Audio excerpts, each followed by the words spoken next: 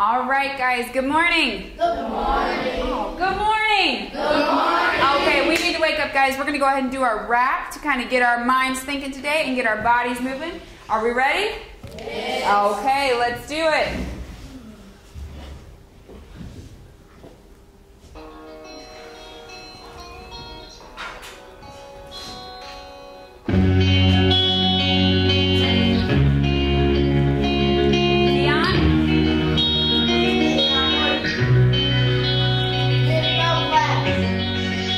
Y'all ready? I was thinking about that, thinking about me, thinking about us, what we gon' be. Open up my mind, yeah, it was just that easy. So grind me too, composite many, polygons, no open holes. I realized, yeah, it was just that easy. Y'all ready? So I was about to plot now with my order pairs. Start with the X, then move it to the Y. Multiples of fractions down. Daddy, mom, and sister, cousin, brother, rover. This ain't hard, baby, just gotta think. Gonna break it down, call it prime factoring. And then I put it in a square. Fractions now up in the air. 1/10, 1/5, 1/4, 1/3.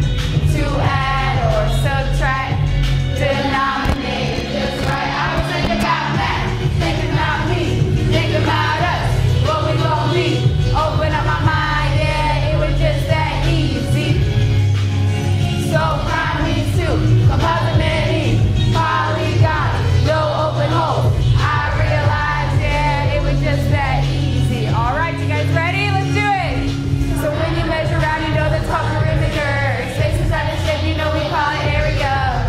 Angles past 90, gotta lay back. Angles 90, that's a cute baby. Please excuse my dear Aunt Sally. Jacksonville all the way down to Maui. Use a formula sheet right up. All my strategies, rename.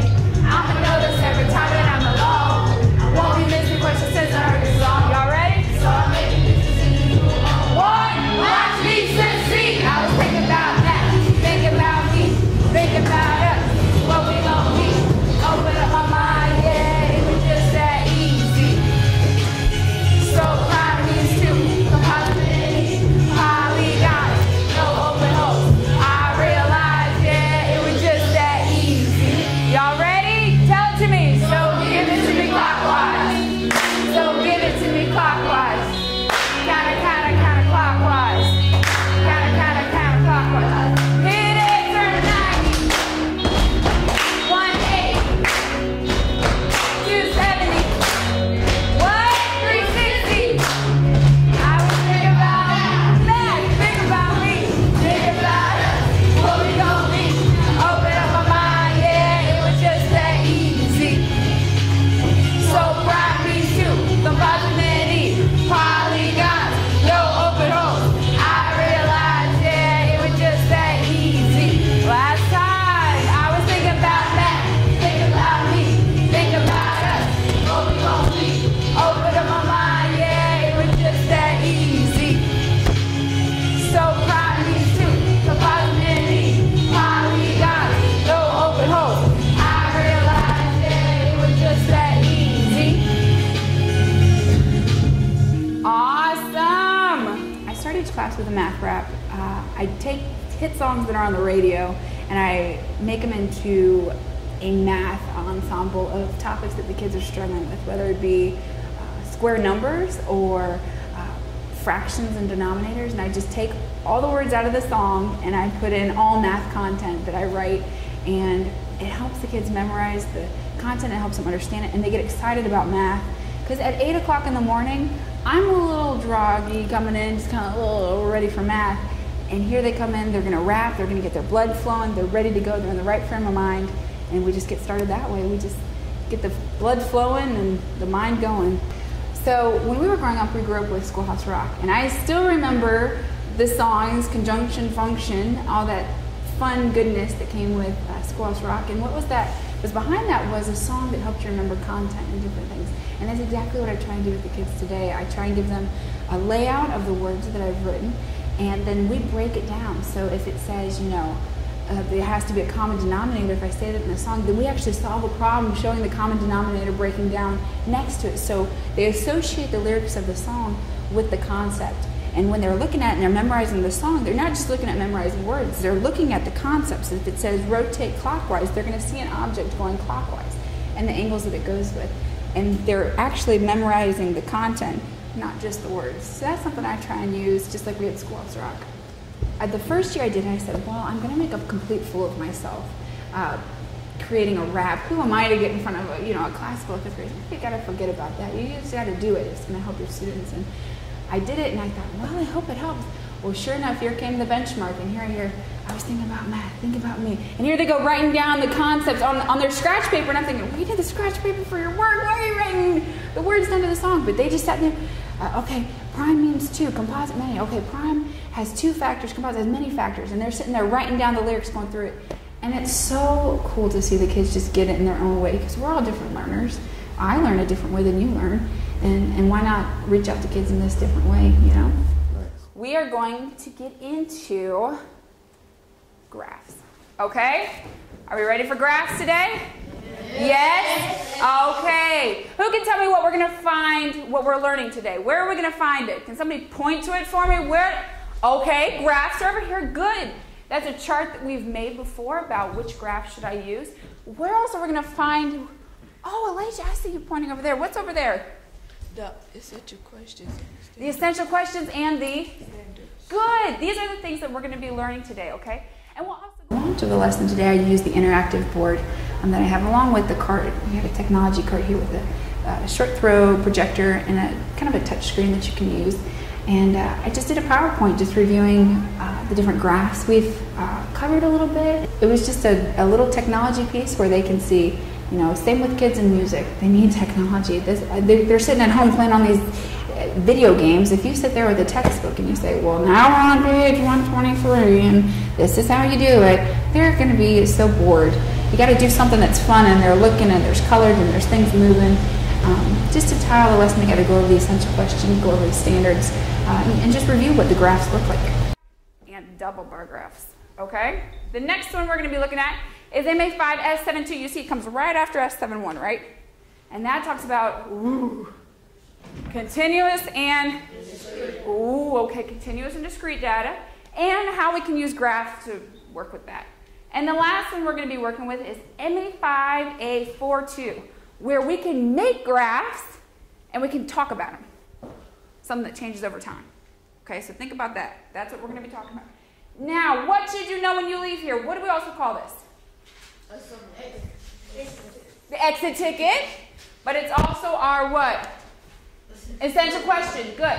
So our essential questions for today are, how do you choose the best type of graph for displaying data? When you see numbers, how do I know which graph to use? Well, we'll talk about that today.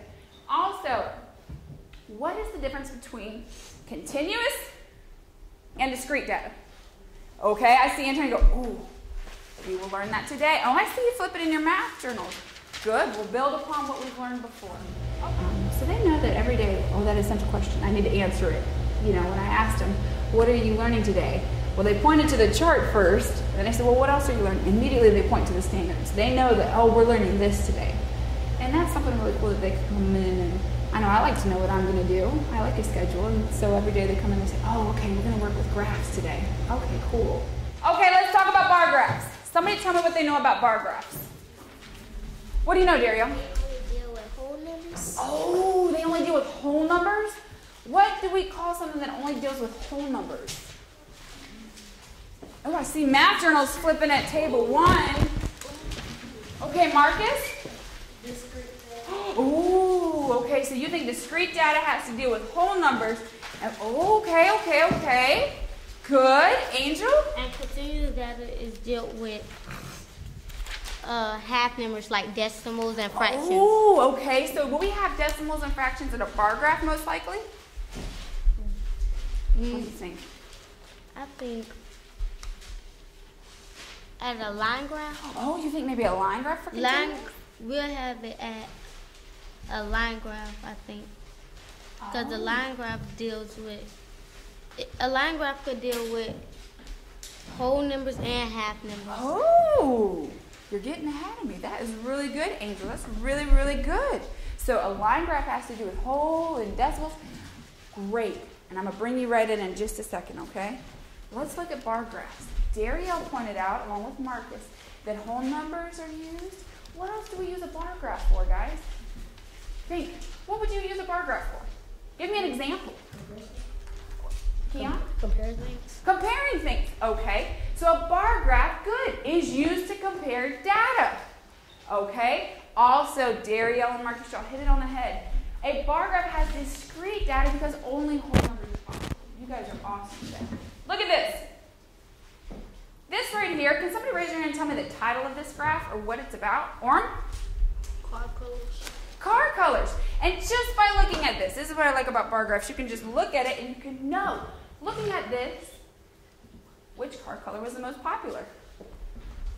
Deja? Silver. Silver. How did you know? Because it's the highest out of all of them. Oh, it's the highest bar out of all of them. Good job, Deja. Next one, a double bar graph. When would we use a double bar graph? Andre? To compare to. Oh, to compare two things. Okay, so maybe, can you think of an example? Okay, who likes dogs and cats? And maybe you break it down by like how many girls and boys. Good, Elijah. So how many girls like cats and how many dogs like, or how many girls like cats and how many boys like cats? That could be awesome, guys. So you use it to compare two different similar sets of data. So let's see here. So this one, can somebody tell me the name of this double bar graph?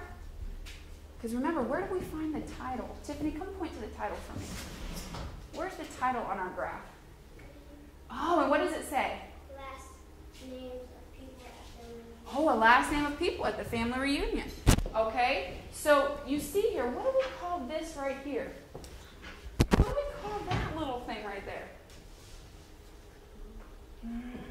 Daviana? Key. A key. And what does the key do for us?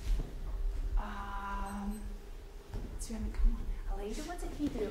It helps us figure out what the bar is talking about. Oh, what are they talking about, right? If they didn't give us a key, we'd say, well, it looks like watermelon, doesn't it? There's pink and green on there.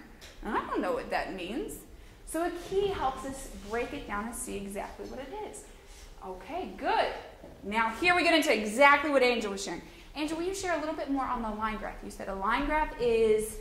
A line graph is a graph that you can use whole numbers and half numbers, like decimals. It might be in between like a half of 15. Okay. Like when you measure temperature, it's not the whole number. You got it. So it's not a whole number. It could be like a fraction. So you deal with continuous data when you use line graph. That's what I'm talking about. Good. So when you're dealing with a line graph, you connect points that show something over time. Good. Something over time. And time is continuous. Okay? So let's look at this. Ooh, there it comes in. Here's something that we can look at. What's the title of this graph, Jared?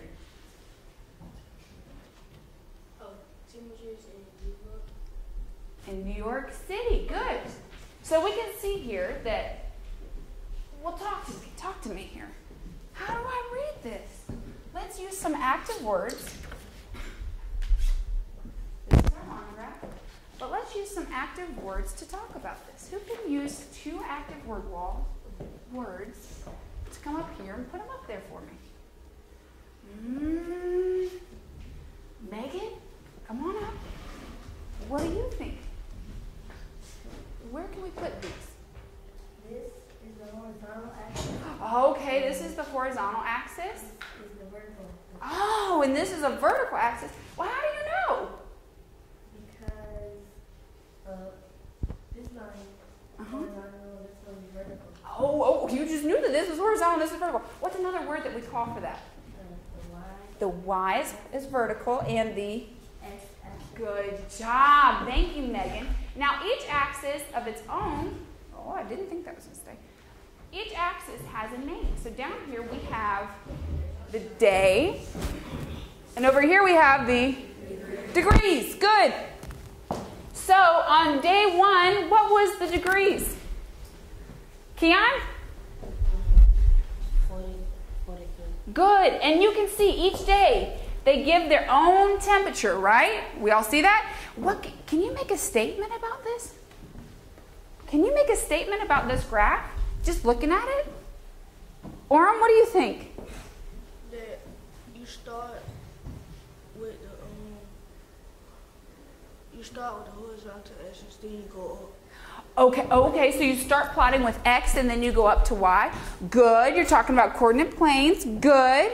Can somebody look at this though? That was great, Orem. Can somebody look at this and make a statement about the temperature in New York City though? I wasn't very clear in my first question. I'm sorry. Antonio, can you make a statement about New York City? It's cold, not that warm. It's cold and then what? Not that warm. It got cold and then it got a little bit more warm, right? So, but is 67 still warm? We'd probably be freezing down here. So it gets a little bit more warm. Good. Okay. Your turn. Okay, your turn. Ben and Eliza made graphs to show the number of soccer fields in 4 different counties. Who made the more appropriate graph? Who made the more appropriate graph? They're showing soccer fields in 4 counties. Accountable talk. Remember our poster? Use kind words, level 1 voices, and we respect each other. Ready? Go. 10, 9, 8, 7, 6, 5, 4, 3, 3, 2, 1. Ba-da-ba-ba-ba. Ooh. Okay. Which group wants to share? Which group wants to share which one made it first? Donald, what were you thinking? We said that it was the bar graph because the bar graph shows discrete data where only whole numbers are possible, and if you have a soccer field, it's not a complete soccer field if it's only half of it, and continuous data is with line graphs where it only shows decimals and half numbers where all values are possible. Ooh, Donald, that was so good, man. That was awesome. I have a follow-up question for you. Can you have a line graph where whole numbers are only on there? Yes. You can? Okay, and what does a line graph do? It measures something what? Over time. Over time. Were the soccer fields over time? No, not really. And I loved how Donald said, the bar graph, well, you can't have half a soccer field and count it as one, can you? You can't go out to a soccer field and say, well, there's just a goal, it's a soccer field. We're done. Can you do that? No, you got to have a whole soccer field. Good job, Donald. Let's do our good job chant for Table 2. Ready? Good job, good job. Good job, good job. G-O-O-D-J-O-B. Good job, good job. They do a good job chant for everybody. Just, it feels good. It feels good to say, you know, good job, you did it. And they're 5th graders, which it might be a little too young, but you wouldn't believe it. They get so into it. Good job, you know, and they're clapping along. And you're going to get a chance to solve your own problems as a group, okay? I knew I was going to do that. Okay. You're going to have a chance to solve at your table. Now, each group has a different problem, okay? Some may deal with line graphs, bar graphs, or a double bar graph, okay? Now, let's go through it real fast. Your group will get your own problem. You're going to work as a group, having accountable talk. You're going to get to write on your own poster board, okay? Now, remember how we work as a group. We don't pull pencils and say mean things. We work in a good format when we explore. Also, after this, after the timer, when we get 15 minutes to explore, we're all going to come up and share our findings. Okay? Now, each of you is going to be scored on a rubric. Okay? Here's your rubric, so you at least know where your scores are coming from, okay? And let's go over our champ's expectations with it this time. Your conversation level will be at a 1. You can have a quiet conversation with a neighbor. Help. You may work with a neighbor, okay? But we will also be walking around to help you if you need help. You're working in small groups. Nobody's getting up to move. Are there any questions before we begin? Kiana. Oh, we weren't working with a frequency table today. Good question, though. Good question. Are there any other questions before we begin? No? You sure? Okay, now, you're going to start with pencils. Miss Harvey and I see that you guys are on the right track. We'll go ahead and give you a marker so you can start working with that, okay? We don't want to start with markers because sometimes we get a little messed up. You know, we don't make mistakes. Okay, I told you you're going to have 15 minutes during this explore time. Are we sure we have no questions? No? On your mark, get set. Green beans are, oh, you didn't fall for it. Okay, on your mark, get set, go. Okay, guys, how are we doing? 5 minutes. So I'd start by 5. 0, 5, 10. Is there enough room to put minutes on this side and like the miles down here? Okay, so where are we at, guys? Where are we at? What are we thinking? put the minutes over here and the miles over here. Okay, so how far he ran? Is that what we're looking at? Yes, ma'am. Okay, and what kind of graph are you going to use? A line graph. Oh, why a line graph? Because it's measuring over time. Oh, it's measuring over time. Now, what kind of data would that be?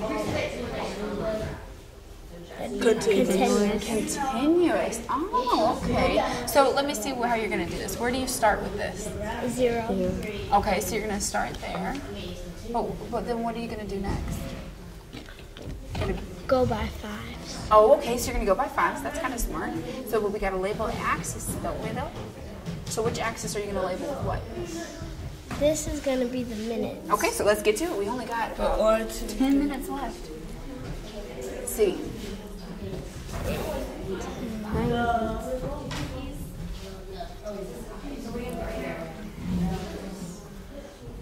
Okay. What are we looking at, team? Well, so we found our title. You put in the miles John rode per day. Oh, okay. And we're dealing with a line graph, so. Cooperative learning is crucial. I think that they feed off each other. If you set up a correct cooperative group where they're having accountable talk, they're feeding off each other. Okay, you thought this. We saw a great example of it today with the continuous and discrete data with table 2, where they said, I think it's discrete. No, I think it's continuous. Okay, why? And I'm more of a facilitator instead of leading a discussion. Okay, why do you think that? Why do you think that? And then they start building and they start thinking, and it's crucial that you lead them in the right direction. Because if you just say, okay, it's time to go do math block, and they're just wandering or they're not on topic, you can come up with some pretty interesting answers to some questions. But as long as you're funneling the discussion, you have, routines and rituals in place for it, it is an amazing learning opportunity for the kids and for myself. They learn things that I didn't even think that were going to be brought out.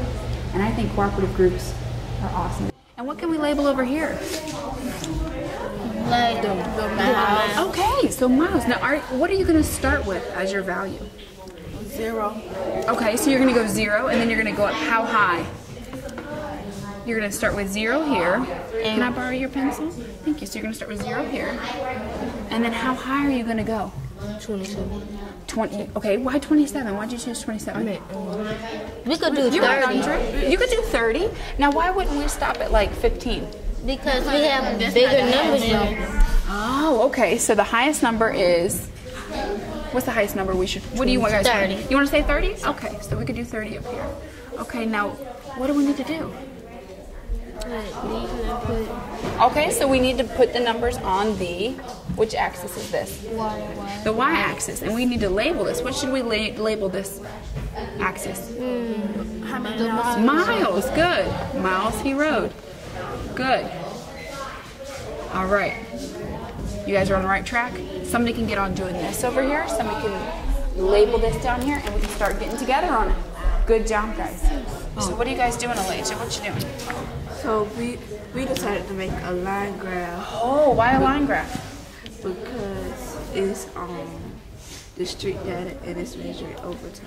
And it's it gave us a discrete? hint right there. Oh, we gave you a hint? Make sure to identify the typo and label the X's. And told us the Oh. X's so we knew it was the line. Oh, you thought it was line graph. What's another clue that it told you that it was going to And be a it line said graph? to like use the high temperatures. Okay, so you're looking at just the high And how temperatures? the At thing was first, we lined thought up. you used both temperatures, so it's going to be 2 Oh, you thought it would be like a double line graph. like a double line graph, which those do That's exist. right. They do exist. But then what clue gave you that? We read the problem. Oh, you pulled up the key information. Good. So then you saw that you're only using what? The height. Oh, so we're only using these right here. Good. Now I want to go back to something that the lady was talking about. Why is this continuous or is this discrete data? The street. Continuous. I mean, think no, it's the. What do you think? Discrete. Discrete? Okay. What do you think? Let me take And what do you look. think? Discrete. You think discrete? Why do you think discrete? Because if you have temperature, well, I never seen like where it says 95 degrees, 0.5, or like 90.2 or something like that. So I was thinking that it only could be 1 degree, like a degrees by itself. It can't be another value plus 95 degrees.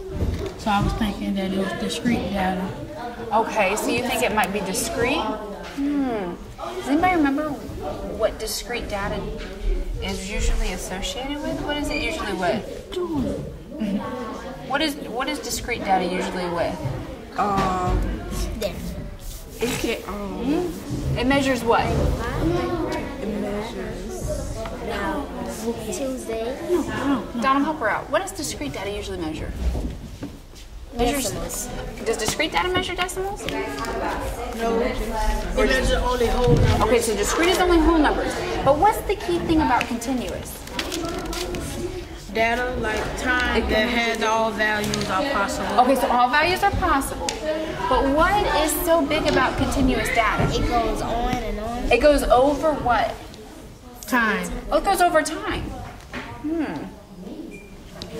This is continuous data But why is it continuous? because it's continuing from Sunday to Saturday. It's going over time and they're collecting the high temperatures. Oh, so it's going over a period of time. Continuous. So you know that it's continuous data. Good job, guys. I'm going to leave you so you can keep working. Okay? Good job. Wow. Oh man. No, this is drawing. Okay, so what are we looking like, guys? What do we see here? What are you doing? So cheetah starts running slowly, increases running. Okay, so talk to me. What are we looking like here? Okay, well, since we started at 0 because it says that means that the cheetah is running 0 miles at 0 minutes. Okay. So these are our minutes and these are our miles. Okay. And then he went up. 15. Okay. So at the first minute, where was he at? At the first minute he was at 15 miles per hour. Okay. And at the second minute, where was he? He was at 30 miles. Ooh, so at the We second put it minute. around- Oh, okay, okay. That's okay. No worries at all. That's why we use pencils. It's so much easier. Okay, good. I'm neat. You guys are working on your graph here. Okay. And then, Jared, what do you think after 3 minutes? Where is he at? He is at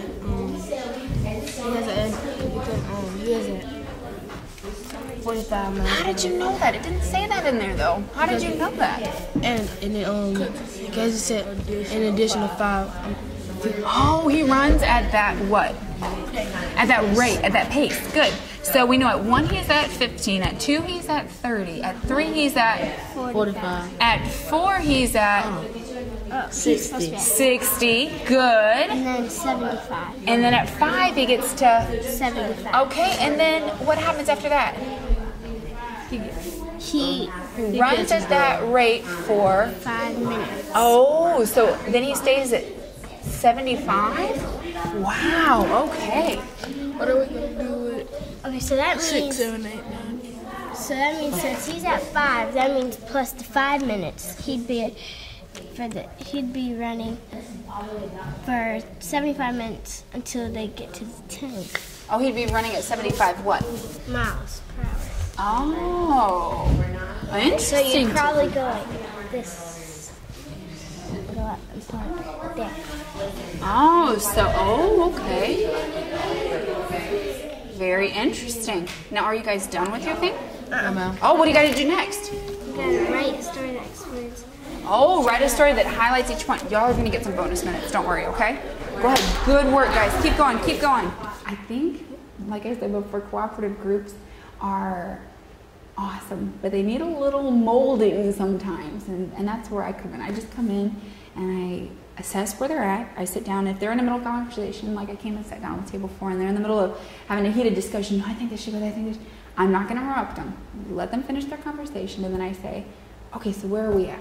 That's usually where I sit down. I say, hey, so what are we thinking? Where are we at here?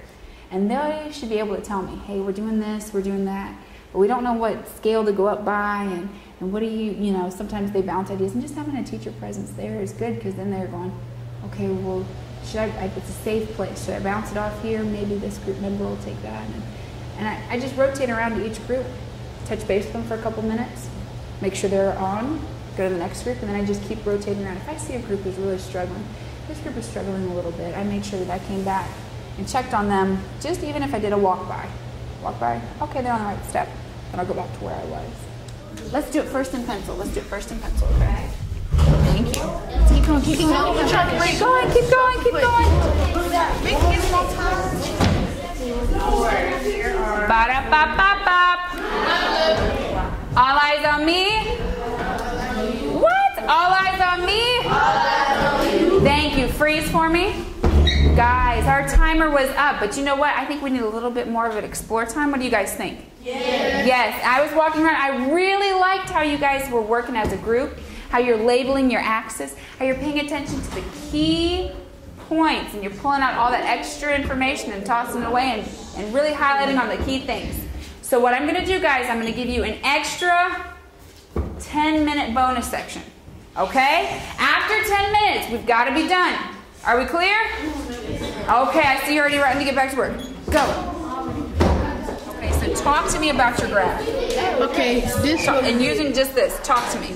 Well, we saw that when we read the question, it said use the high temperatures. So, and it said that it was in Bucky, so we labeled it high temperatures in Bucky. So then we read where it said make sure to label the axis. So we did horizontal x-axis and vertical y-axis. And then we labeled over here the days, and over there temperatures, one of the days. And then we did, like, we labeled it from 10s by 10s to 100. Oh, and why did you do by 10? Why did you count by ones? So, because it was going to take, and we weren't going to make it to 9. It was going to take a long time, wasn't it? Now, what's another way you could have labeled it? 20s. Okay, by 20s. What else could you have done? What do you think? You guys did by the high temperature. Yeah. From the temperatures and high, from low to high. And you did a great job of doing it by the 10s. You could have done it by the 20s. What if we wanted to zoom in just on this right here? If we just wanted to zoom in on that, what could we have counted by? 30s. Okay, now if we did 30s, remember these are very close together, so it'd just be tiny little dots. What if we wanted to start at a different scale? What if we started instead of 0? What if we started at 80? Negative? Not negative. No, because remember this is all going to be positive over here. What if we started at 80 and we just went to 100? We did 80, 81, 82, 83, 84, or 90, 91. Could you do that? You could do that too? Yes. Would it still give you the same thing? Yes. Oh, but what would it look like? It would be all over the ground. Yes, it would be all over. But guys, let me tell you something. I am so proud of this group, okay? You guys really rocked it. I am really proud of you guys. This looks excellent. And you even got the town in there? All right. Ba-da-ba-ba-ba. Ooh, that was stinky, stinky. Ba-da-ba-ba-ba. I'm loving it. Thank you. And your seats? 3, 2,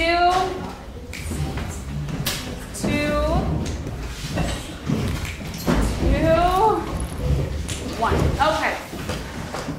All right, guys. What we're going to do is I want you guys to come up here and present.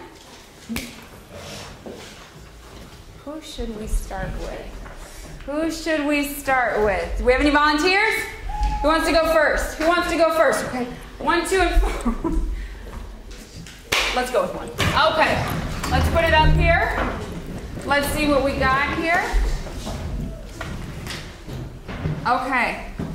What are we looking? Oh. What are we looking at, table 1?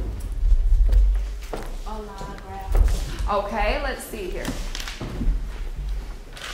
This is their problem. It says, John rode his bike each day for a week, Sunday through Saturday. He recorded his data in a notebook.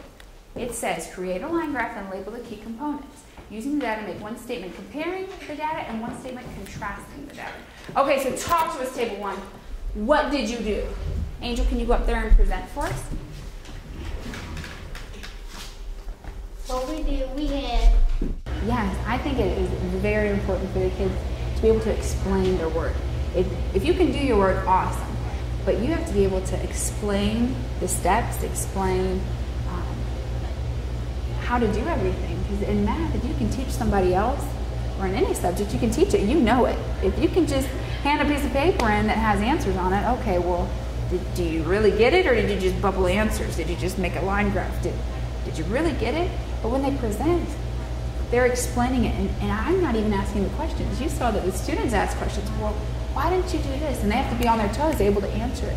If I see that the group is all able to answer and able to explain, then I think they really did get it. You know, and I'll have more formative assessments as the next certificate. But I think that having students explain with their words and numbers is crucial. On Mondays, he rode 17 miles. Oh, okay. And then, okay, so I see. So Sunday, he rode 22, right? Yes, ma'am. Okay, and then Monday he rode 17. Okay, and on Tuesday, what did he ride? 19. 19, so we're back up here. And then Wednesday? 19. Oh, you stayed the same? Okay, 19. Thursday?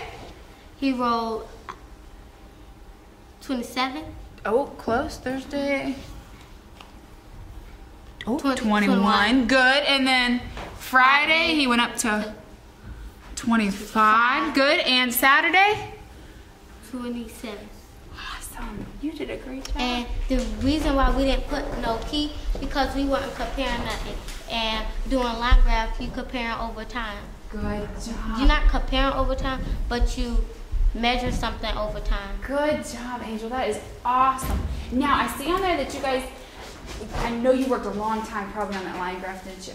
That we didn't get a chance to say one statement that compares and contrasts the data. Is there anybody in your group that could give me one that compares data on there? That maybe compares some data? Anybody from table 1 able to help her? Something that compares it? Maybe John rode more days. Oh, Maybe something like that. John, he rode on these 2 days. He rode the same amount. Oh, okay, so he rode the same. And can you give me one that maybe is contrasting, maybe a little different? Well, one he rode from Friday and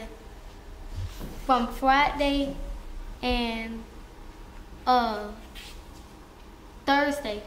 Friday and Thursday, he was in the 20s. He was just 2 away from Friday. He just added 2 more. He wrote 2 more extra. Okay, very cool. Do you guys see that, how the data went up 2 more the next day? Very cool. Does anybody have any thoughts, any positive comments for table 1? Anybody? Yes, Deja? She says, I like the chart and you did a very good job. Good. Donald? After our groups present, I ask the class, is there a positive praise that you would like to give? So that's a chance for the students to provide something nice to another student, you would believe that our students don't know how to talk to each other. They don't know how to say, I like the way that you did that. I like your shoes today. They just kind of sometimes just know negative things to say. Oh, you, this. So when I first came in here with them, I said, you know what, we're going to say positive things, okay? I think that it's crucial that you see they get up there and they're pretty comfortable. They'll just talk. They'll just explain, but that was a learning experience for them. And to hear their classmates say, hey, good job, I liked your graph, that means the world to them. And after we have a positive praise moment, I'll say, any comments or questions? And then that gives the students a chance to say, hey, I liked how you did this, but what if you counted by twos instead of ones? Maybe that would have made it easier for you. Good job. G-O-O-D-J-O-B. Good job, good job. Awesome. Using the following data table, create an appropriate graph. Make sure to label the key components with the graph you create. Okay, their graph is about corn. Yummy corn, okay? Now it also says, is the graph continuous or discrete? And analyze the components and share two statements. Holy guacamole. Okay, let's look here, Keon. Talk to us, man. First when we made the line graph, I know we had these fractions like numbers, and with decimals. So we made it to whole numbers and just put up the line graph on the y-axis. Then we had the months, so we put them across on the x-axis. And so then we put them in between, because we know we had the numbers. We had to underneath like what we think the decimals were. So we put them what we thought it was closest to. Okay, so April, just so we're all on the same page. So April, what did you kind of round it to? Like really close to 3. Okay, because the number was 3 and 2. 2. Yeah, 3 and 2. What? That's right. So okay, so let's just round it to 3. Okay, and then in May it was 6 and 7. And so what did you do? In May, it was 6.7. So I tried to make it like a little bit between the number. Okay, so a little above 6. Good. I like that. And you know what I also love about your graph is you even labeled x-axis and the y-axis, and you have titles for both axes. Awesome. Now I see there's multiple questions on here, so I want to get to it. Continuous or discrete? It was continuous. Why? Oh yeah, because it's measuring over time. Because each month is each month is a different month, and that's time, and it's growing, and the corn is growing. Oh, okay. So it says the graph that we created is continuous because it's measuring over time. Awesome. And now number 2, it says on every month. Can you read that to me? It says where? For number 2 on your chart, it says two statements. On every month the corn grew about times 2 is heights every month, and they are different because each month is a different height. That is such a cool observation. You know what? I didn't even see that observation. Do you guys see what he's saying? In some months, now does it double in every month? Not every month. Not every month, but from April to May it kind of doubles. From May to June it kind of doubles. April. From the different months they kind of double. Good. Awesome. Thank you, sweetie. Now, anybody have any positive points for them? Angel? I like how it was neat, and how he answered his questions. They was in a complete sentence, and he used the chart as in his sentences. Good. And that he had titled it, like put height and month, and he had a good title. Good. I like that. He kind of kept his work neat, didn't he? And used that too. Okay. Anybody got a comment for him? Maybe, hey, I like this. And maybe just, hey, you were in the group. Do you have a comment for your own group? Okay. What do you think? I like we did it by whole numbers, because if we would have did it by the decimals, we would have had to split them all up. So I said that we could put it into a whole number. Oh, so that was good thinking, huh? That was good thinking. Awesome. And a comment from a different team? I was going to say they could have counted by 2s. Oh, by 2s. And why do you say 2s? Because if they had counted by twos, it'd probably be a lot easier. You think? Now, threes are larger than twos. So would you have more numbers on that graph, or would you have less? Oh, you would have more. That's another option, though, that they could have done. Good thought. Awesome, guys. Now, I have one last thing we're going to do before we take our exit ticket for today. Okay? The last thing we're going to do today is I want to talk about our essential question. I want to bring it back to that. And our standards. Okay, the essential question I want to talk about, because that's something we should be able to answer after every class. The essential question I want to know is, we've talked about what's the best type of graph, and that's what your exit ticket's going to be on. Okay? But I want to talk this out right now. What is the difference, it says, between continuous and discrete data, and how are they represented in graphs?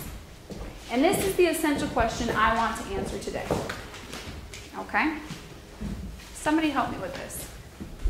What is the difference between continuous and discrete data, and how are they represented in graphs? This is somebody who I haven't called on much today. Marcus, I haven't heard from you much, buddy. What do you want to share on? Discrete data only has whole numbers. Okay, so you found that discrete. Ooh, my marker's running out. Data has whole numbers.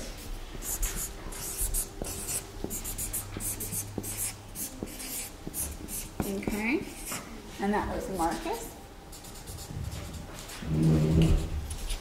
Anybody have something else they'd like to share? Okay, marker is running out. Andre, I haven't heard from you today much, buddy. What you thinking? Continuous measure over time. Oh, okay. So we found that continuous data, it measures over time. Good, Andre. And that was Andre. What else are we thinking? Antonio? Continuous data can be measured. When it's measured over time, it can be measured with months, days, and years, and time. Okay, so with time, I'm going to add on there that you say days, months, years. That's a good addition, yeah. Good, Antonio. Megan, what you think? Continuous data can have decimals. Oh, we can have decimals. Okay. Whenever we do charts, I tell them that they're going to be famous. So they always, we start at the beginning, who wants to be famous, and they get to call, say an answer and I put their name next to it. So whenever somebody does something, for most of the charts in the room, like the division charts or anything, if they solve it, whether they're writing it or I am, their name goes next to it. So they can always look back and say, oh, remember when we did this? And they love coming up to the board. If you just give them a marker and you just tell them to go solve an expression or something, they're all about it. So that's something I try and do. I let them be famous. Fractions. And that's Daviana. Okay. Who else haven't we heard from today? Elijah, what you think? The continuous data has all values. Okay, all values. So it can have fractions, decimals, all sorts of things. Perfect. Our poor discrete data is feeling lonely. What do you think? Discrete data is like when you compare things. Good job. When you're comparing things. Comparing things. Good. And that's Tiffany. Can somebody give me an example of each?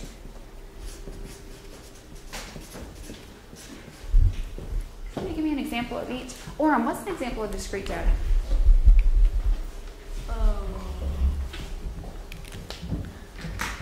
Like discrete data, it goes down instead of that up. Oh, you think discrete data only goes down, or does it go up too? What do you It think? goes up and down. Oh, okay. Give me an example of discrete data. Give me an example of something. Like like say you got 2 first, and then you can go up with 3. Oh, okay, so you're thinking numbers, you could start with 2 and go up to 3. Good, that is discrete data. I'm just going to give you an example of a graph maybe that we could use with discrete data. Jimmy, what kind of graph could we use with discrete data? A line graph. Oh, would a line graph go with discrete? A frequency table. Oh, a frequency table. That could be it. Good. Let's think about what we use today, though. A double bar graph. A double bar graph. Good. Okay, so. Oh, that kind of looks like a regular one. Good. So a double bar graph. Okay, what else? One more. We have a double bar graph and we have one other thing. Tiffany? A regular bar graph. Good. Okay, and Jimmy, what do we use for continuous or graph? A line graph. Good job. Okay, guys. Did we answer our essential question that was, what is the difference between continuous and discrete data and how they're represented in graphs? Do we think we answered it? Yes. Yes. Do we feel good about it? Yes. Awesome. What we're going to do, guys, now is we're going to take our exit ticket. It's only 3 questions, and it's going to answer our other essential question. What has to do with how do you choose the best type of graph? Okay? That's what your essential question, or your exit ticket is on. No. An exit ticket is an assessment whether they understood the standard I taught or not. Jack had 3 questions on it. 2 were multiple choice, 1 was an explain. It's called right to explain. So 2 of them, they just had to read the situation, choose the correct graph. The 3rd one, why did you choose the correct graph? Is this, what gave you clues for it? And when I grade those, I'll get a clear picture. And they did it independently. They have 2 minutes per problem. We're trying to get time management down. So they had 6 minutes to do it. When they finish, they go put it in the pocket, as in their number, and they turn their test in, pick up their homework, and usually we leave, but we had a little extra time today. So we use exit ticket data. I grade them. We're all about data in here. So you'll see we have a data board behind me with all the big assessments that we do. But every day we also keep exit ticket averages per class. If they're below 70%, we need to look. Well, actually what I do is I break it down, I put it in a spreadsheet, and I see, okay, these kids got it, they're completely proficient. These kids need a little extra help, and these kids did not get it at all. Now your kids that don't get it at all, you need to pull a small group with. You sit down and say, okay, this is the strategy, where did we not get it? Your kids that need a little extra help, maybe they missed 1 or 2 problems, sit with them during group work, see if they get it the next day. And your kids that really got it, you need to give them some enrichment. They're already there, they're gonna get bored if you keep teaching the same thing whole group. Give them something to push them further into further understanding of the topic. So that's how we use exit tickets. It's a real quick assessment that you can do every day. It's not a 25-question test that the kids get bored with and you get tired of grading. It's just very quick. Grade it, they're back to them the next day.